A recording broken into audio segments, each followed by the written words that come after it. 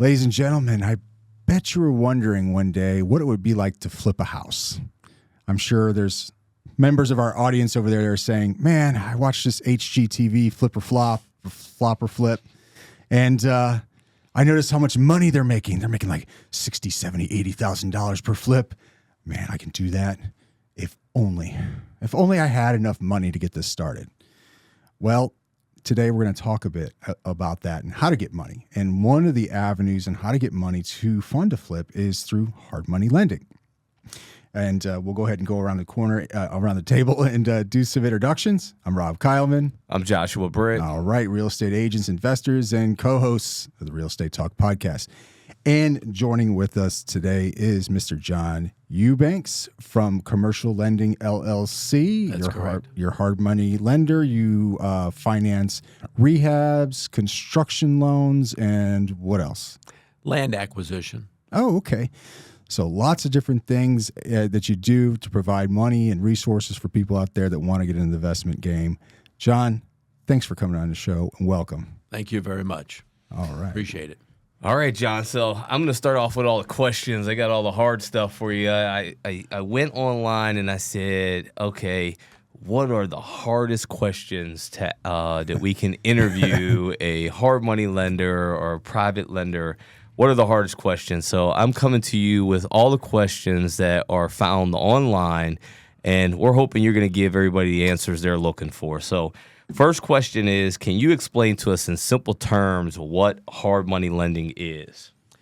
Hard money lending is anything other than bank financing. And typically, you're financing on the hard equity in the property. You're not financing the individual's credit, net worth, tax returns, W-2s, pay stubs like a standard mortgage. You're looking at the property as the hard asset, what backs up the loan, and that's what you're lending on. Is it basically a future of how much money that house will be worth or what it's currently worth? It's more of what it's currently worth and what it'll be worth in the future, because you're lending on the current value plus the rehab work that needs to be done to present what will be the future value. And you define by the appraisal what that value should be and how much profit that'll be made. Because the name of the game here is just not to buy and lose money, but to buy and make money. Right. Okay, so if I heard you correctly, you're loaning against the hard asset. So, you mentioned W-2s. Is that taken into consideration on whether or not I get qualified for a hard money loan? No, that would be if you went to a bank to get a loan, but not to a hard money or private lender. Okay, all right. So the next question is, what would be the difference between the hard money and the traditional lending? Like, what would I need to do if I wanted to go through you for a loan in comparison to what would happen if I went to a bank for lending? Well, to a bank, it could take you a month or two to get the loan because of all the guidelines. They're going to want their appraiser to do the appraisal on that, which sometimes an appraisal could take 3 to 4 weeks. So it's time is the biggest factor. And with a private lender like myself, we normally review and approve loans in 3 days. Wow. We don't That's need any short. income. Yeah, no income verification, no asset verification. And we're looking at the hard asset of the property for review. All right. So the next one is, can you kind of walk us through the process so that way that a buyer, like I'm a brand new, person in the industry. I'm getting ready to flip my first house, and I come to you with this deal, and I think it's a great deal. And, I've talked to my real estate agent. My real estate agent told me this is rock solid. I'm going to make a lot of money off of it. What would I need to do bringing this deal to you? Well, yes. A lot of times when someone calls me about a particular deal, what the agent has told them is not necessarily what that property is really worth. Oh, for real? For real. Are they just being a little bit ambitious on the price? they want to hype the customer up and say, this is the best deal you're ever going to find, and you've got to buy it right now because there's 6 other people that are ready to buy this house if you don't buy it now. FOMO, fear of missing out. That's a sales sales tactic. tactic. That's right. Yeah. So I've got to take it from that point and figure out exactly what that property should sell for, because I'm going to back into that number what you should buy it for. So I'm going to look to see what that property should sell for. Back up from there, what's the rehab cost going to be? Back up from there, this is what you need to buy it for. And if you pay more than this and you rehab it and it looks great, you're not going to have enough profit in the deal. So that's what you have to look at. Okay, so if I understand you correctly, my agent brought me this deal. They told me, "Oh, you're gonna make $400,000." So much money. Yeah, so I need to basically look at that number and work it backwards. So take into consideration my real estate commissions I'm gonna have to pay to my agent who told me this was a rock solid deal. The potentially the buyer's closing cost, my own closing costs, and then the cost of rehab. And finance charges too. Finance charges, and I want to make some money too. And you want to make a profit. So that's how we come up to where we should be at on our offer. That's exactly right. And one rule of thumb, a quick rule of thumb, is identifying first what the property should sell for. That's number one. I mean, good information in is good information out. So take that, what the property should sell for, and do some research yourself. You could easily go to Zillow and do some searches and get some ideas of what those homes are selling for in the neighborhood, or call another agent and get some information to see. So there's plenty of ways to look at valuation. Call a mortgage broker or a mortgage lender, talk to them about it, or a private lender. But if you come up with a real value, it should sell for about $350,000. Take 70% of that number. Now subtract out the real cost of your renovation from that number, and that should be approximately your buy price.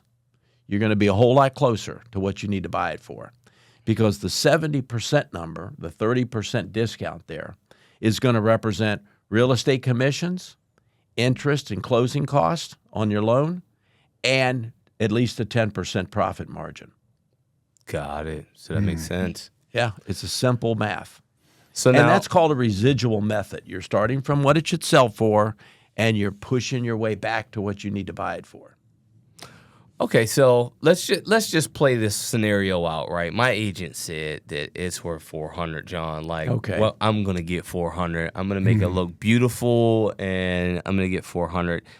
What are the checks and balances that you have in place in order to make sure that, one, you don't loan me a bunch of money that I can't make any money with and I go bust, if you will? What are the checks and balances in that process?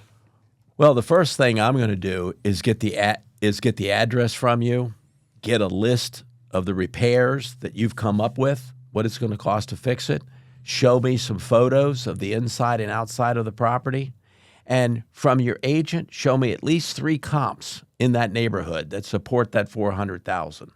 With that information, I turn it over to my staff appraiser, run the numbers on this property, see if it makes sense. This is a new investor coming in. We want to start getting his business, so let's make sure we do our job right up front. And once I get that number back and I get his 4 or 5 comps, I can send that to you and say, this is more realistic. And here's what your repair cost is going to be, and this is what you need to buy it for. Okay. Now, you send me back your comps, and I take them to my agent, and my agent's like, no, but there's this other house over here, and it's sold for this much, and I think it's going to get it. How is it that my agent is so far off on their number, and your numbers are what are considered ground truth for you? And, I have to work off your numbers because you're the one loaning me the money. Like, how does that happen? Is it, are the comps just not the same? Like, what's a good rule of thumb for an agent or myself to go with for pulling comps? If that's a 2,000 square foot home built in 1960 and it consists of 3 bedrooms, 1.5 baths. That's what you need to look for. Comparable homes, comparable bedrooms, bathrooms, and square footage. Those are the properties to pay attention to. And see if there's other homes in that neighborhood that have been fixed up in the past year or two, and what did they sell for? Okay. And today, there's plenty of comps out there to do that with because there's a lot of homes selling. So that should be an easy number to identify. Is there any limit to how far away they should look? You shouldn't go outside the neighborhood, and you can pretty much, any major highways, don't cross. Stay inside that box. Okay. Always went half-mile radius around properties. Yeah. Half a mile radius is good, but if you crossed over in this area, like 264 into another neighborhood. Yeah. Well, I mean, depends on what the neighborhood is. I mean, Yes. you can get into $1 million neighborhood before you know it. That's right. That's what he's saying. That's what I'm Don't saying, cross yeah. that highway. Yeah. Yeah. Okay. So, all right, we got the lending process down. How is it possible, right? Because I'm looking and I'm like, hey, you know, it seems like the hard money lenders are making a lot of money. Is there any way that I could just start my own lending fund? Sure. Yeah. How much you want to lose? Starting your own private lending operation, first, you should be very experienced as an agent, buying and selling real estate, fixing it up. After you've done probably 10 or 20 homes, I think you're going to have a better idea of how difficult this could be. Yeah. And then you're sitting on the opposite side of the fence. Now somebody's bringing you the deal, and you've got to explain to them, this doesn't work, and this is why. Well, my agent says, yeah, but I've done this over the past 3 or 4 years, and I've done 15 to 20 homes, and here's how I made money. And that's more important than my agent says. Not to put down an agent, because some agents are very good, and they know what that property's worth.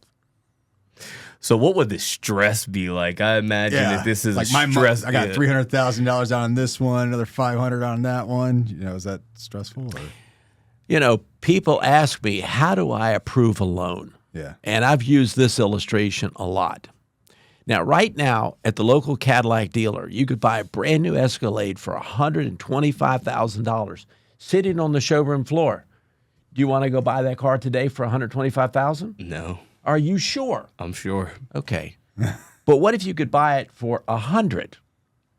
It's more interesting. How about $75,000? 75. I'm there. Why did you change your mind? Well, because I got it for 50,000 less. Okay, so are you going to keep it, or are you going to flip it and sell it and make money? I might flip it. There you just go. Flip it. There you go. So you just approved a loan. That's the same principle. So never lend on something that you don't want to own. That's a good principle. If you look at the property when you review it and say, at this price, yeah, I'll buy it. That's what you're talking about.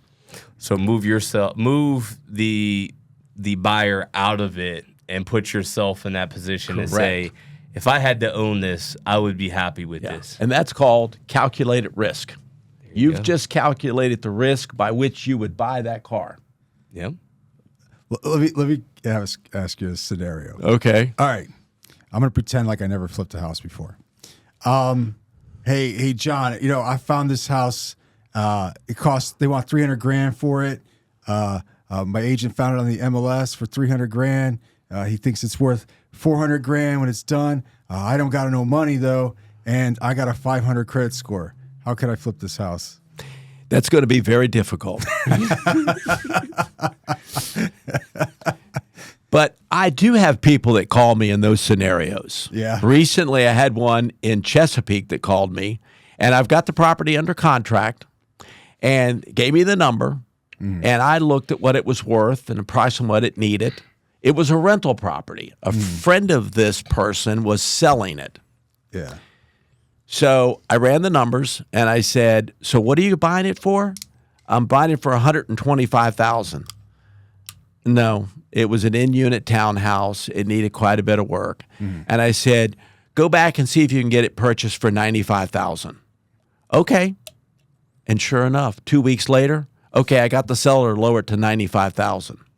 And I said, now what I can do is I can find a buyer that you can flip that property to and make about $22,000. Are you interested in just signing a piece of paper and making $25,000? Now you've got money to move forward on the next property, possibly. He said, deal. Get Basically it done. wholesaled it? Is that basically what So that was? yes, he wholesaled it to another customer that I finance, and that person fixed it up down the road, put it on the market, and sold it. Okay. He's happy. He found a real good deal. Yeah. I don't want him to lose that. Yeah. I want him to get in the business and make money. So what can I do? Move him into somebody that would buy it. Yeah, that right there, that's Nice. That's nice of you to do that. that is, that's very generous. I don't think that if you call, Hey, wait a minute. That's not generous. I'm making money too. I get that you're making money also, but you don't hear but many yeah, people you don't doing hear that. people mentoring other. This falls along the lines of mentorship for me. Right. There's not many people out here who will mentor you in this business. I was just facilitating a sale. Yes. But that's like mentoring, yes. Yeah. I think in this situation, you help this person and maybe, and again, you're also in a customer service business as well. And so it helps you as well to help generate as many investors. That's correct. Groom as many investors as Correct. possible because they'll Correct. keep coming back to you. So I like that example because there's probably somebody out there who's watching or listening right now who's like, I got this really good deal, but I don't know how to get it done. I don't have the capital to do it. And that scenario, you wholesale the deal, get some capital in your pocket, and then set yourself up for the next one. That's correct. That's correct. I mean, in life, if you help people get what they want, you will get what you want. Yeah, it's I've exactly. heard that. Yeah. Have you heard that before? Yeah. Yeah. Yeah. And it's so true. If you look out for other people, you're going to get what you want. Yeah, I like it. So, what do you think is the most misunderstood aspect of hard money lending? That's a good one. I would say it's so difficult to figure out exactly how the process works because everybody is different. This is not like calling Town Bank and getting their rates today on a mortgage and then calling some other bank and getting their rates. They're going to be pretty much the same. But when you go to a private lender or a hard money lender, those rates can fluctuate a lot, and the cost of that loan can be crazy.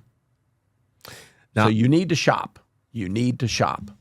okay, now I've heard you say private lending a few times. So, is there a difference between hard money lending and private lending? And if so, like, what's the differences?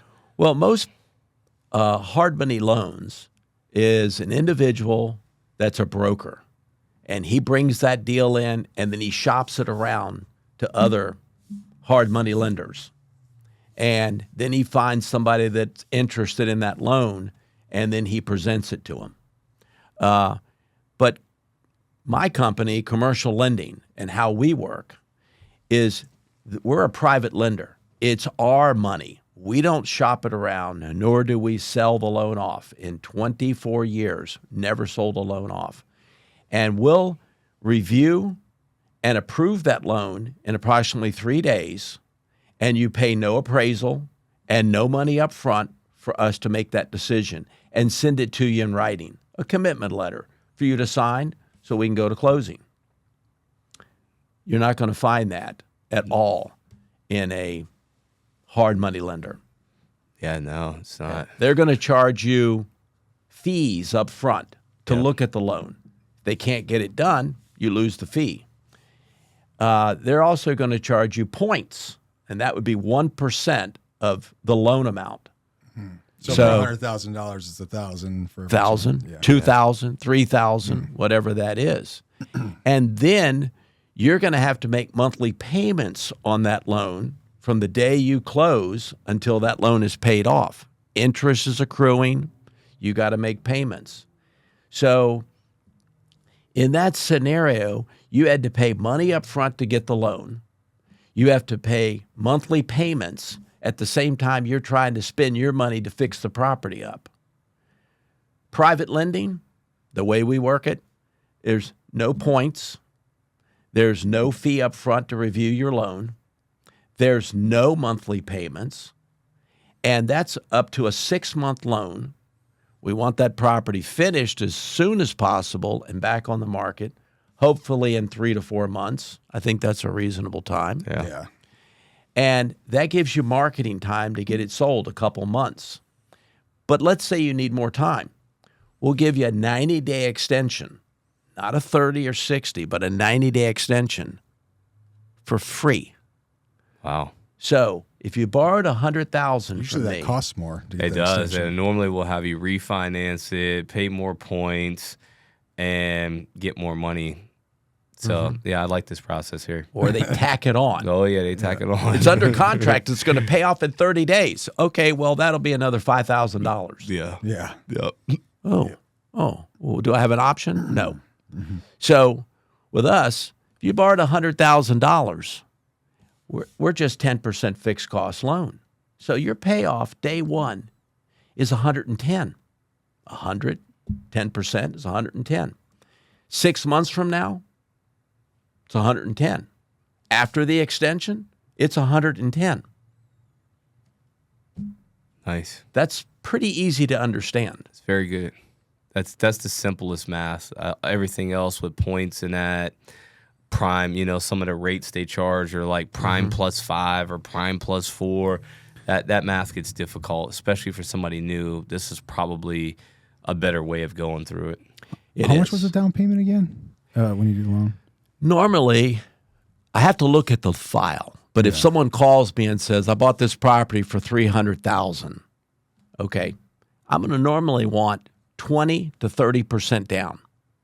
So you got to be vested in there. Just like an investor conventional almost. Yeah. Yeah. Remember, I'm a lender, not a partner. Yeah. So I'm going to take a certain amount of risk, but you've got to take a certain amount of risk. Yeah. You've got to have Some skin in the game. got to have skin in the game. Yeah. Then I'm going to finance. So you're going to put 30% down, or it could be 20. And then I'm going to finance 100% of the rehab costs. So let's say you're going to spend $30,000 in the rehab. Paint, I'd love to carpet, spend heating, $30,000 air on rehab. conditioning, roof, windows. I'll break that into 2 separate draws. You get half of it done, I release that money. You get the rest of it done, I release that money. And I've got inspectors, which I call boots on the ground, that work in all the areas that we lend in.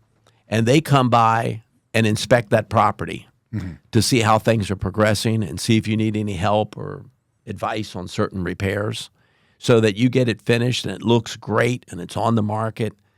That's the key. When you fix a property up, don't cut corners No, because it shows. it does. And maybe the buyer doesn't see that, but the agent does. And they'll walk right out of the house and say, no, you don't want this house. There's a lot of problems here. Yeah.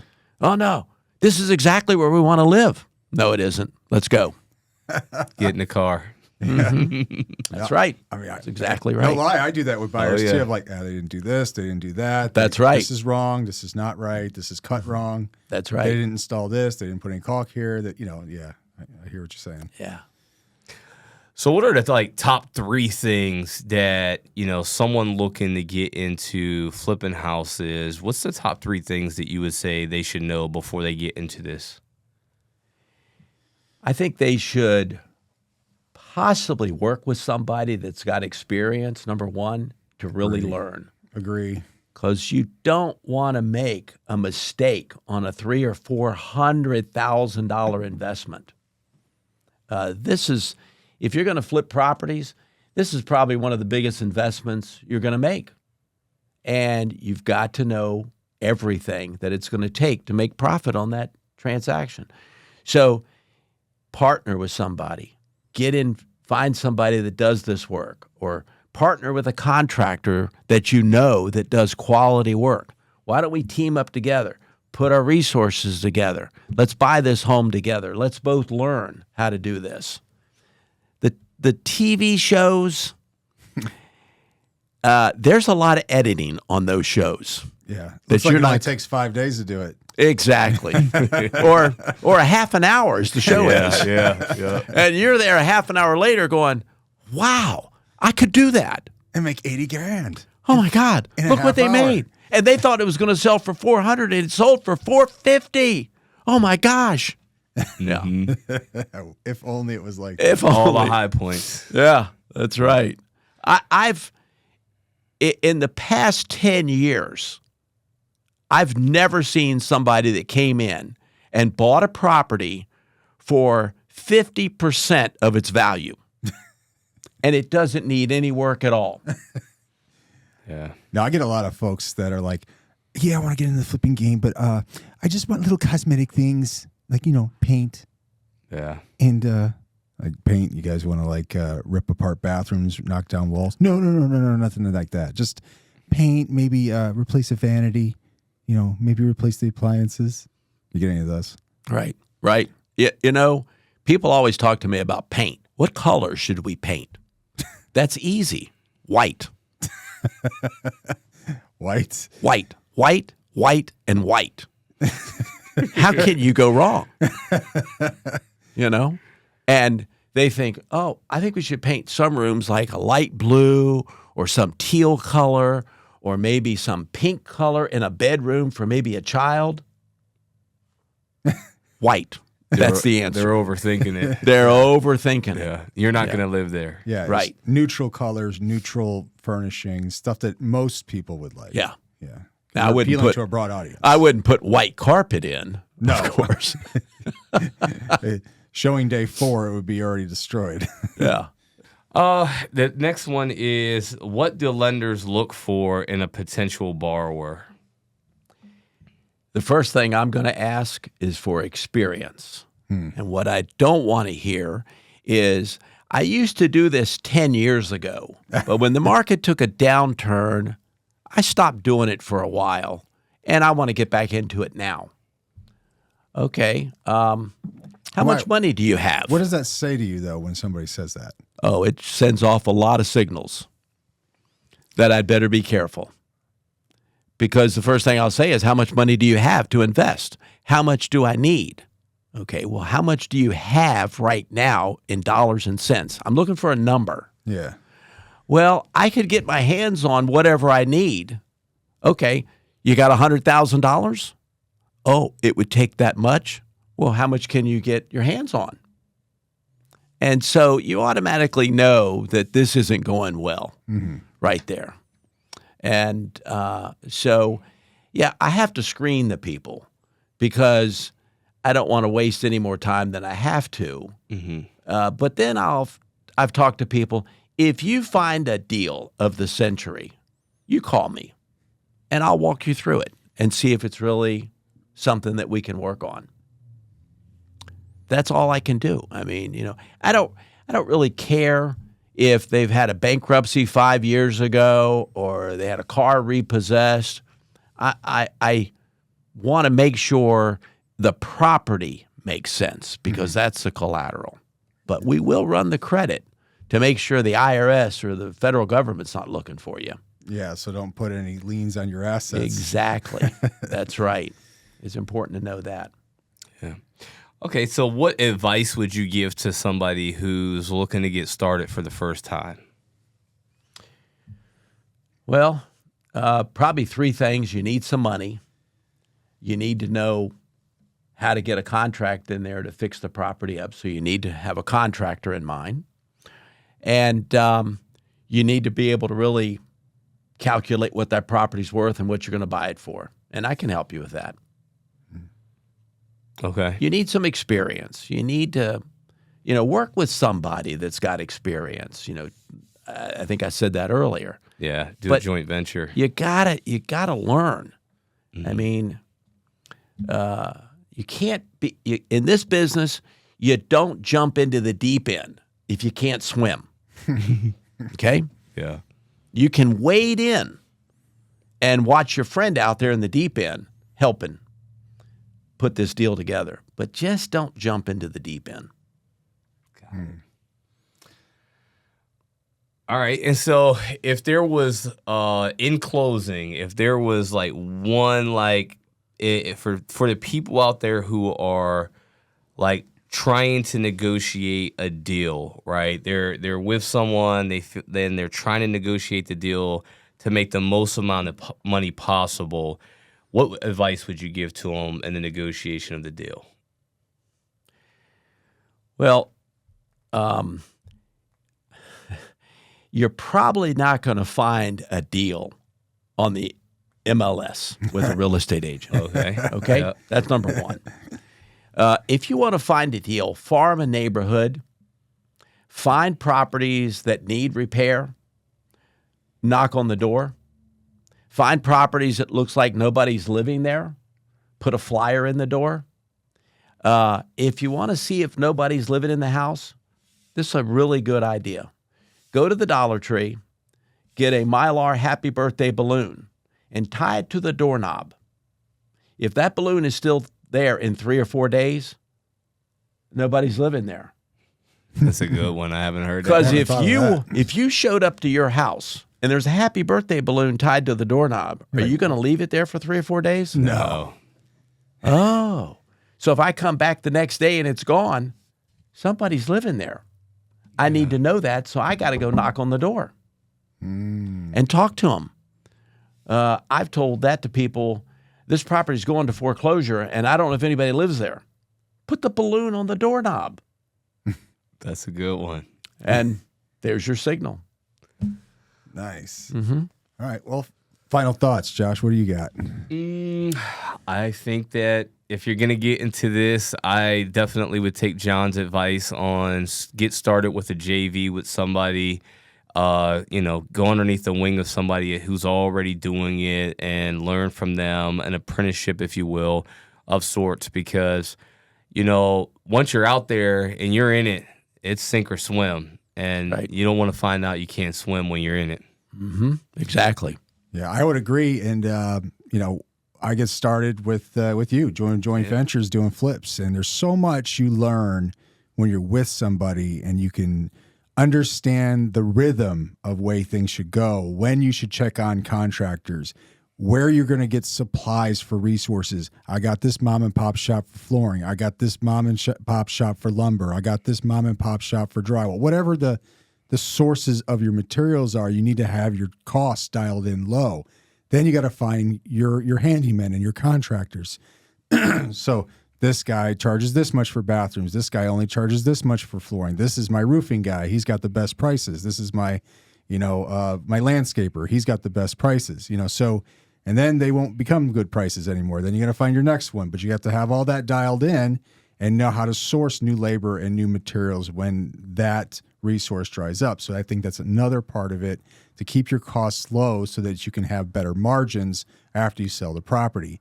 So I learned so much about that when I started doing flips, and the timeline. Oh my God, the time. And if you're not ready to be a drill sergeant, in that property, remember your money's on the line, Yeah. and there's people that leverage their houses against for these projects. There's people that'll leverage their retirement accounts against it to do it, or some of them just might have the cash to leverage with hard money. But either or, the heat is on, and you got to be able to perform under pressure and get this house on the market and off as soon as possible. But that's all I would recommend in my thing. Yep. John, you got anything? Well, a lot of the rehabs in the past few years have kind of dwindled down quite a bit. Oh, yeah. Mm-hmm. So a lot of my new construction has kicked in quite a bit. One thing I've noticed lately is there's people that are buying lots, but they have no experience on building. So they've teamed up with builders. I buy the lot. I paid cash for this lot. And then the builder comes in and builds the house. They sell it, split the profits. like a joint venture. What could be easier? You don't have to sounds really swing the nice. hammer. Yeah. All Yeah. you're going to do is swing the pen. That's pretty nice. And you're going to put some equity in on buying this lot so that they have money to work with. And if you're looking to buy lots, number one, public water and public sewer. That's about all you have to worry about. Utility tap's already there. Yeah. Yeah, that's right. Because if you're looking well and septic, it can get dicey. You Yeah. can always find water. You can't always get rid of water. Good So, point. yeah. Awesome. Well, everybody, thanks for tuning in. Thanks for listening on our streaming platforms like Apple and Spotify. If you're watching on YouTube, if you like this video, go ahead and hit subscribe. Give us a like button if you like it. Please leave a comment below. Let us know your thoughts on the hard money lending process as well as investing. With that, again, thanks for watching. See you soon.